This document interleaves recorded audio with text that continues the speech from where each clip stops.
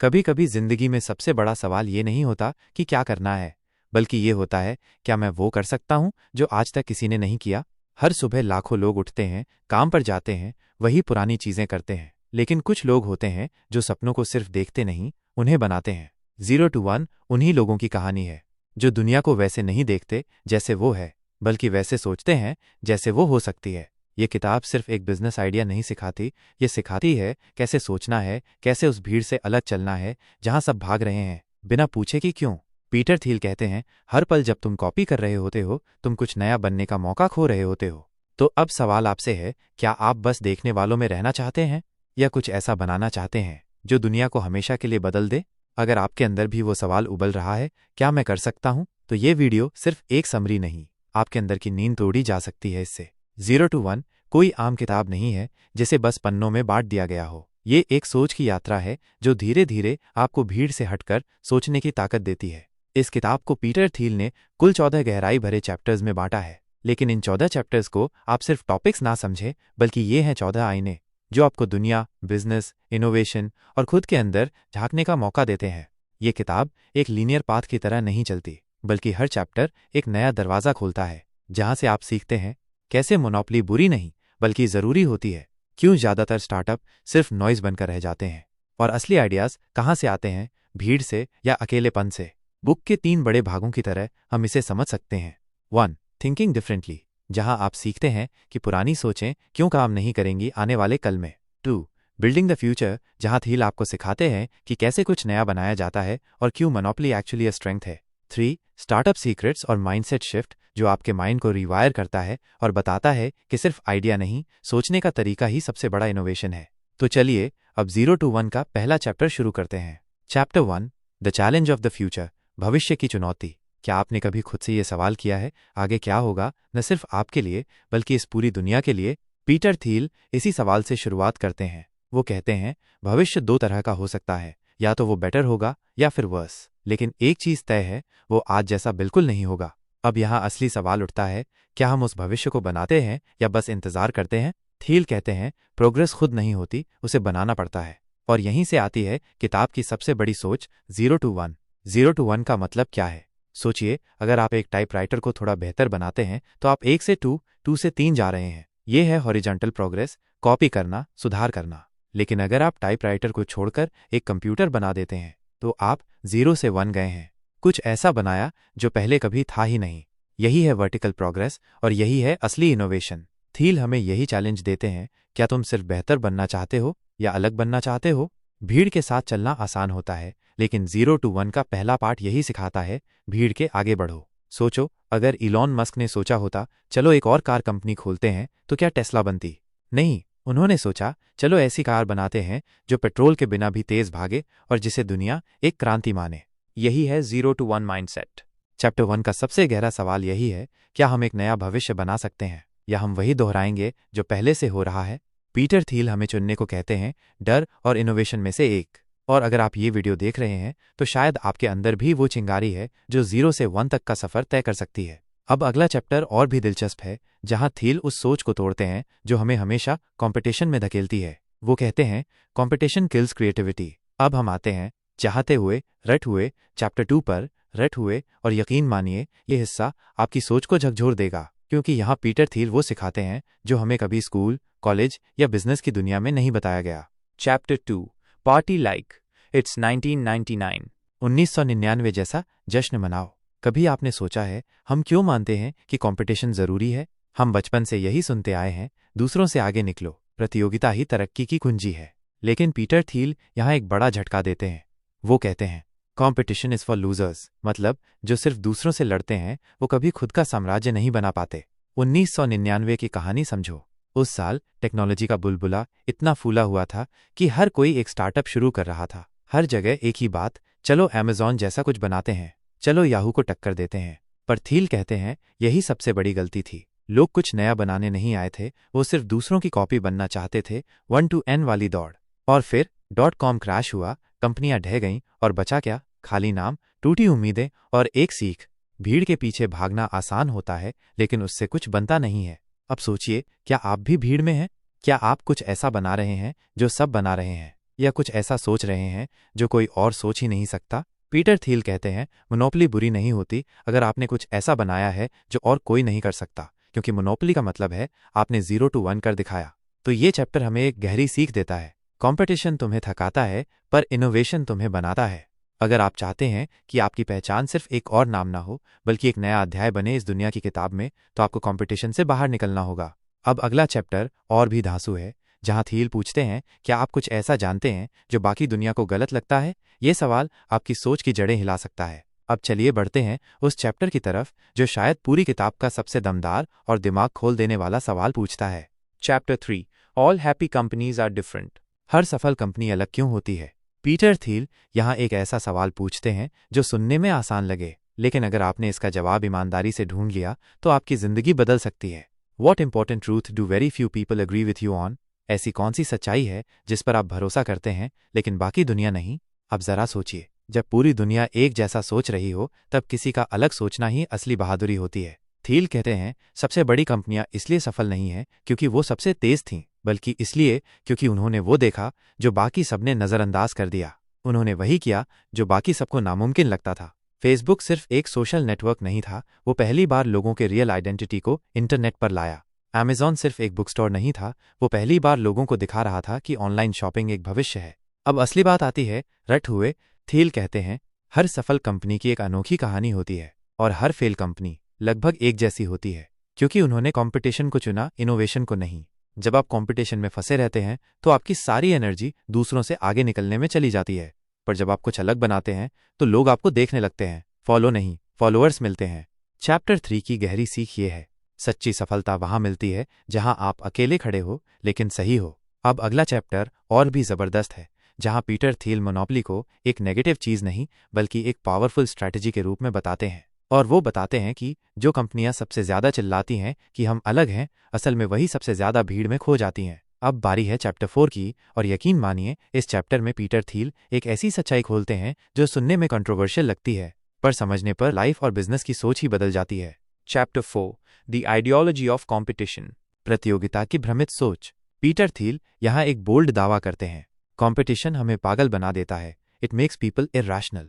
अब आप सोचेंगे, क्या सच में? बचपन से तो हमें सिखाया गया है स्पर्धा जरूरी है, तभी आगे बढ़ोगे। लेकिन थील कहते हैं, कंपटीशन आपको ब्लाइंड कर देता है। आप दूसरों से लड़ते रहते हैं पर भूल जाते हैं कि असली लड़ाई खुद से है, खुद के आइडिया से है। अब एक उदाहरण सुनो, airlines VS Google. Airline company आपस में इतनी टक्कर लेती हैं कि उनका मुनाफा बहुत कम रह जाता है। एयर इंडिया, इंडिगो, जेट सब एक दूसरे से टिकट के दाम कम करने में लगे रहते हैं। लेकिन दूसरी तरफ देखो, गूगल कोई कंपटीशन नहीं, अपने तरीके से रूल बना रहा है और सच्ची मोनोपोली है। पीटर थील कहते हैं, monopolies are not evil, they are the reward for doing something truly unique. अब थील एक और पावरफुल बात करते हैं, जो सबसे ज्यादा चिल्लाते हैं कि हम बहुत यूनिक हैं, असल में वो बस भीड़ में खोए हुए होते हैं। एयरलाइंस कहती हैं, हम अलग हैं क्योंकि हमारा खाना अच्छा है, पर सच ये है सब एक जैसे हैं। दूसरी तरफ गूगल कभी नहीं चिल्लाता कि वो अलग है, क्योंकि वो सच में अलग है, वो मोनोपोली है और उसे कहने की जरूरत नहीं।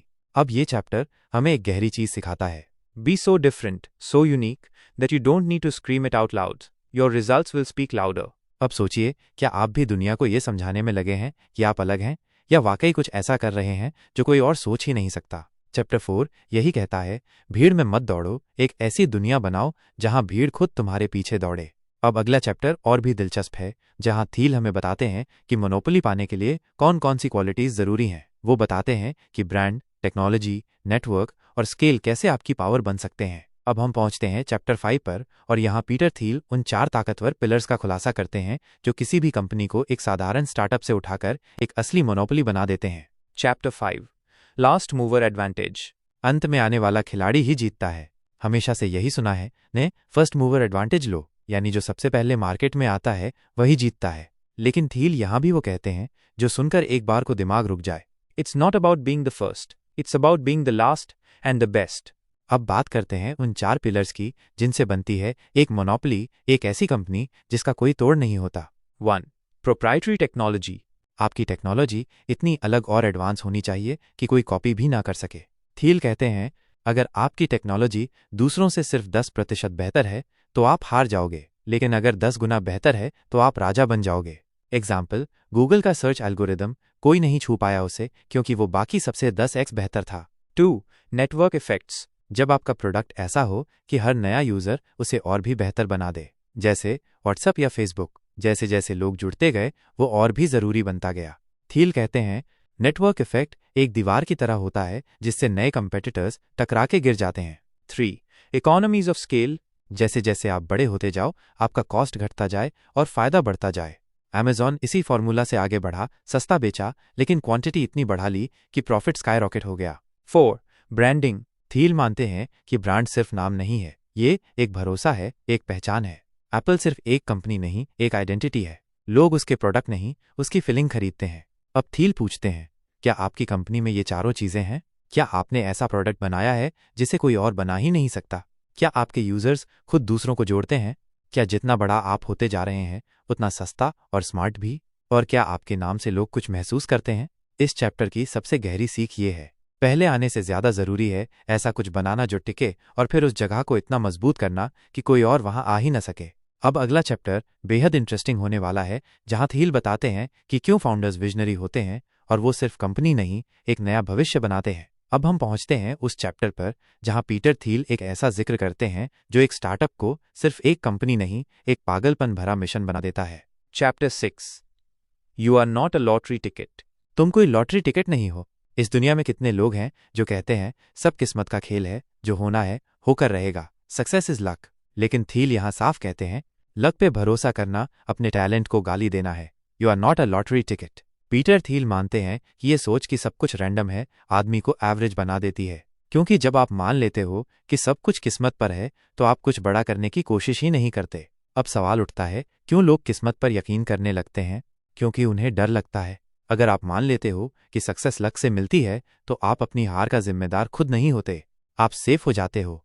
पर थील कहते हैं जो लोग बड़ी दुनिया बनाते हैं वो सेफ नहीं खेलते, वो जिम्मेदारी लेते हैं, रिस्क उठाते हैं और एक नया रास्ता बनाते हैं।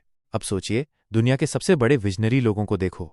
इलॉन मस्क ने स्पेसएक्स को ऐसे शुरू किया जैसे उसे यकीन था कि मंगल पर जाना मुमकिन है। स्टीव जॉब्स ने एप्पल को सिर्फ कंपनी नहीं एक रेवोल्यूशन बना दिया। क्या उन्होंने लॉटरी का इंतजार किया? नहीं, उन्होंने अपना टिकट खुद बनाया। थील यहां एक जरूरी बात कहते हैं, brilliant thinking is rare but courage is an even shorter supply. यानी टैलेंट तो बहुत लोगों के पास होता है पर जो लोग सच में उसे जीते हैं वो कम ही होते हैं, क्योंकि उसके लिए हिम्मत चाहिए और पागलपन भी। इस चैप्टर की सीख सीधी है लेकिन गहराई से दिल में उतरने वाली। तुम्हारी किस्मत तुम्हारे हाथ में है। दूसरे लोग रैंडमनेस में भरोसा करते हैं, तुम डायरेक्शन में भरोसा करो। अब अगला चैप्टर उस सबसे बड़ी चीज पर है जिसके बिना कोई भी स्टार्टअप आगे नहीं बढ़ सकता, सेल्स और स्केलेबिलिटी, यानी कैसे आइडिया को दुनिया तक पहुंचाया जाए। अब बारी है उस चैप्टर की जो हमें यह सिखाता है कि सिर्फ एक जबरदस्त आइडिया ही काफी नहीं होता, उसे बेचना भी आना चाहिए। चैप्टर 7। Follow the money. जहां पैसा जाता है वहां ध्यान देना शुरू करो। हम अक्सर सोचते हैं अगर कोई आइडिया वाकई में अच्छा है तो लोग खुद ब खुद आकर उसे अपना लेंगे, उसे बेचना नहीं पड़ेगा। लेकिन थील कहते हैं हर महान प्रोडक्ट के पीछे छुपी होती है एक बेहतरीन सेल्स मशीन। क्यों? क्योंकि दुनिया के सबसे शानदार प्रोडक्ट्स भी बिना अच्छे डिस्ट्रीब्यूशन के मर जाते हैं। एप्पल का आईफोन सिर्फ इसलिए हिट नहीं हुआ कि वो अच्छा था, बल्कि इसलिए क्योंकि स्टीव जॉब्स ने उसे ऐसे बेचा जैसे वो एक क्रांति हो। अब थील यहाँ एक इंटरेस्टिंग स्ट्रक्चर बताते हैं, सेल्स का pyramid, sales hierarchy. 1. Complex sales, top of the pyramid. यहाँ बहुत बड़े प्रोडक्ट्स होते हैं जैसे सैटेलाइट, मशीनरी, एंटरप्राइज सॉफ्टवेयर। यहाँ डील्स करोड़ों की होती हैं और सेल्स प्रोफेशनल्स महीनों तक समझाते हैं। थील कहते हैं इन प्रोडक्ट्स में क्वालिटी से ज्यादा रिलेशनशिप मैटर्स करते हैं। 2. पर्सनल सेल्स, थोड़ा छोटा प्रोडक्ट लेकिन डिसीजन लेना अब भी ह्यूमन इंटरैक्शन से होता है, जैसे कोई सास सब्सक्रिप्शन या एजुकेशनल कोर्स। यहाँ भी प्रोडक्ट जितना भी अच्छा हो बिकेगा तभी जब सेल्स परफेक्ट हो। 3. मार्केटिंग। अब बात आती है मास ऑडियंस की, जहां आप टीवी एड्स, फेसबुक कैंपेन्स या यूट्यूब प्रोमो से इमोशंस ट्रिगर करते हैं। थील कहते हैं और चिल्लाते हुए मास मार्केटिंग का मतलब है लोगों के दिल और दिमाग दोनों को छू लेना। 4. Virality, bottom of the pyramid but most powerful. अब आता है वो लेवल जहां प्रोडक्ट खुद ब खुद फैलता है, जैसे जेल में अपनी में चिल्लाते हुए इंस्टाग्राम, जूम। थील कहते हैं अगर प्रोडक्ट में सोशल लूप हो तो यूजर ही आपका सेल्समैन बन जाता है। तो सीख क्या है? एक शानदार प्रोडक्ट को शानदार तरीके से बेचने वाला ही दुनिया बदलता है। पीटर थील यहाँ एक और अमूल्य बात कहते हैं, If you've invented something new, but you haven't invented an effective way to sell it, you have a bad business no matter how good your product is. अब अगला चैप्टर और भी गहरा है, जहां वो बताते हैं कि मानव और मशीनें साथ कैसे काम कर सकते हैं और क्यों फ्यूचर एआई बनाम ह्यूमन नहीं बल्कि ह्यूमन प्लस एआई का होना चाहिए। अब बारी है उस चैप्टर की जो हमें भविष्य की सबसे ज़रूरी बहस की गहराई समझाता है, टेक्नोलॉजी बनाम ह्यूमैनिटी की। Chapter 8. Machines will not replace you. मशीनें तुम्हारी जगह नहीं लेंगी अगर तुम खुद को अपग्रेड करते हो। जब भी हम एआई, मशीन लर्निंग या टेक्नोलॉजी की बात करते हैं, एक डर हमेशा मन में आता है, क्या मशीनें इंसानों की जगह ले लेंगी, क्या हम काम के लायक नहीं बचेंगे। लेकिन पीटर थील इस डर को तोड़ते हैं और कहते हैं, Computers are tools, not rivals. Technology should complement humans, not compete with them. Computer बनाम इंसान नहीं, कंप्यूटर प्लस इंसान। थील यहाँ सबसे ज़रूरी पॉइंट ये रखते हैं, कंप्यूटर तेज़ हैं लेकिन सोच नहीं सकते, इंसान सोच सकते हैं लेकिन तेज़ नहीं है। अब सोचो, अगर दोनों एक साथ हों तो। Example, PayPal का fraud detection system. पेपाल के शुरुआती दिनों में फ्रॉड बहुत बड़ा चैलेंज था। कंप्यूटर ट्रांजैक्शन पैटर्न्स बहुत तेज़ी से स्कैन कर सकते थे, लेकिन कौन सी ट्रांजैक्शन फेक है ये समझने के लिए इंसानी इंट्यूशन ज़रूरी थी। थील ने दोनों को मिलाया, AI plus human judgement equal to unstoppable system. AI का डर क्यों फालतू है? क्योंकि एआई सिर्फ डेटा पर चलता है, जबकि इंसान के पास है कॉन्टेक्स्ट, क्रिएटिविटी और कॉमन सेंस। थील कहते हैं, The most valuable companies in the future won't be all tech, but tech-enabled human. अब खुद से पूछिए, क्या आप मशीनों से डरते हैं या उन्हें अपने काम का पार्टनर बना सकते हैं? क्या आप खुद को हर दिन ऐसा अपग्रेड कर रहे हैं कि मशीन भी आपकी मदद ले? इस चैप्टर की सीख सीधी है, भविष्य उन्हीं का है जो मशीनों से नहीं डरते बल्कि उन्हें अपना हथियार बनाते हैं।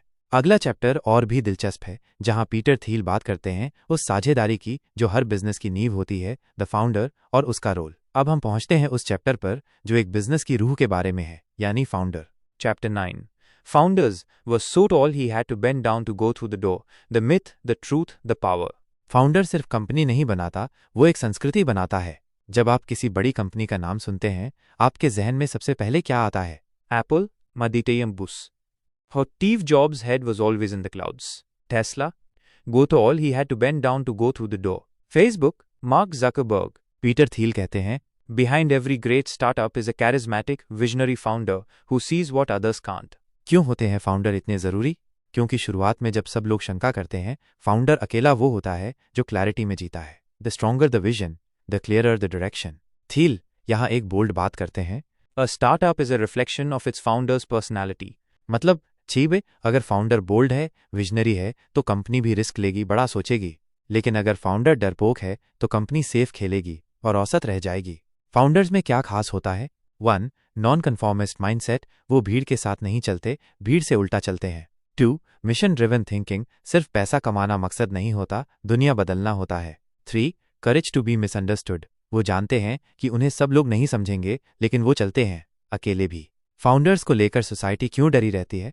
थील बताते हैं कि हिस्ट्री में कैरिज्मेटिक लीडर्स ने बहुत बार पावर को मिसयूज किया है, लेकिन बिजनेस में फाउंडर सेंट्रिक कंपनी ज्यादा मजबूत और फोकस्ड होती है। Example, Elon Musk. लोग कहते थे स्पेस में जाना पागलपन है। मस्क ने कहा, अगर इंसान को सर्वाइव करना है तो हमें मल्टी प्लैनेटरी स्पीशीज बनना होगा। वो सिर्फ एंटरप्रेन्योर नहीं, एक मिशनरी है। इस चैप्टर की सबसे गहरी लाइन है, A unique founder can bring order out of chaos and meaning to uncertainty. अब अगला चैप्टर बताता है कि एक बिजनेस की सीक्रेट सॉस क्या होती है, वो सीक्रेट जो बाकी दुनिया को दिखता ही नहीं, लेकिन आपकी सफलता की जड़ वहीं छुपी होती है। अब हम पहुंचते हैं उस चैप्टर पर जो 0 to 1 का कोर मैसेज है और शायद सबसे रहस्यमयी सवाल भी। Chapter 10. The mechanics of mafia, build a cult, not a company. जो टीम दिखने में पागल लगती है, ये असली क्रांति लाती है। थील यहाँ एक बोल्ड कंपैरिजन करते हैं, Great startups function like a cult, not a conventional company. मतलब स्टार्टअप्स कोई साधारण वर्कप्लेस नहीं होते, वो होते हैं एक इंटेंस मिशन पर निकले कुछ जुनूनी लोग। कंपनी नहीं, परिवार बनाओ। पेपैल के शुरुआती दिनों में थील ने एक प्रिंसिपल रखा था, हम उन्हीं को हायर करेंगे जिनके साथ हम वीकेंड भी बिताना चाहें। क्यों? क्योंकि जब कोई टीम पर्पस ड्रिवन होती है, इमोशनली इन्वेस्टेड होती है और मिशन को खुद की आइडेंटिटी मानती है, तब वो असंभव भी मुमकिन कर देती है। माफिया शब्द क्यों इस्तेमाल किया गया? पेपल को पेपल माफिया इसलिए कहा जाता है क्योंकि इसके एक्स मेंबर्स ने बाद में यूट्यूब, लिंक्डइन, टेस्ला, येल्प जैसी कंपनियां शुरू की। वो सिर्फ कॉलीग्स नहीं थे, they were bonded by a mission and by trust. Thiel की वार्निंग भी जरूरी है। Bureaucratic companies hire to avoid risk. Startups hire to embrace it. अगर आप सिर्फ स्किल्ड लोगों को चुनते हैं लेकिन उनका दिल आपके मिशन से नहीं जुड़ा तो वो सिर्फ एक जॉब करेंगे, जान नहीं लगाएंगे। कल्चर क्या कहता है? अगर आपकी कंपनी में हर कोई हर हफ्ते रिजाइन करने का सोच रहा है तो वहाँ कल्चर नहीं, सर्वाइवल है। लेकिन अगर हर कोई आपकी विजन को अपना सपना मानता है, रट हुए, तो वो सिर्फ काम नहीं करेगा, लड़ेगा, डटेगा और जीतेगा। The best startups are slightly less extreme than cults, but more extreme than any company. तो इस चैप्टर की सीख, A true startup isn't built on resumes. It's built on shared dreams, sacrifices, and a mission no one else believes in except the few crazy ones who dare to build it. अब अगला chapter लेकर आता है एक ऐसा सवाल जिससे हर visionary लड़ता है, क्या दुनिया में कुछ भी नया बनाना बाकी है या सब कुछ बन चुका है? चलो फिर अब हम आते हैं उस चैप्टर पर जो पूरे 0 to 1 की फाउंडेशन को सवालों की तरह खोलता है। क्या वाकई कुछ नया बनाना बचा भी है या सब कुछ पहले ही हो चुका है? Chapter 11. If you build it, will they come? सिर्फ कुछ बना लेने से लोग नहीं आएंगे, तुम्हें उन्हें यकीन दिलाना होगा कि वो इसके बिना अधूरे हैं। आपने कुछ इनोवेटिव बना लिया, कुछ नया क्रिएट कर लिया, लेकिन सवाल ये है, क्या लोग इसे खरीदेंगे? क्या लोग इसके बिना रह ही नहीं पाएंगे? पीटर थील कहते हैं, same me, Product alone doesn't sell itself. You need sales. You need distribution. मिथक, अगर कुछ अच्छा है तो लोग खुद आ जाएंगे। बहुत सारे फाउंडर्स ये गलती करते हैं, सोचते हैं हमने बेस्ट प्रोडक्ट बना लिया है। हकीकत, कोई जानता ही नहीं आपने बनाया क्या है। थील कहते हैं, Even the best idea in the world needs a way to reach people. Bill Gates और माइक्रोसॉफ्ट का कमाल, माइक्रोसॉफ्ट ने सिर्फ सॉफ्टवेयर नहीं बनाया, उन्होंने IBM जैसी बड़ी कंपनी से पार्टनरशिप करके उसे दुनिया तक पहुंचाया। Technology plus distribution equal to dominance. Distribution strategy equal to hidden superpower. आपके पास 3 रास्ते होते हैं। 1. सेल्स, जैसे सेल्स फोर्स, सीधे लोगों से बात करके बेचना। 2. Viral marketing, जैसे Facebook, WhatsApp. एक यूजर दूसरा यूजर लेकर आए। 3.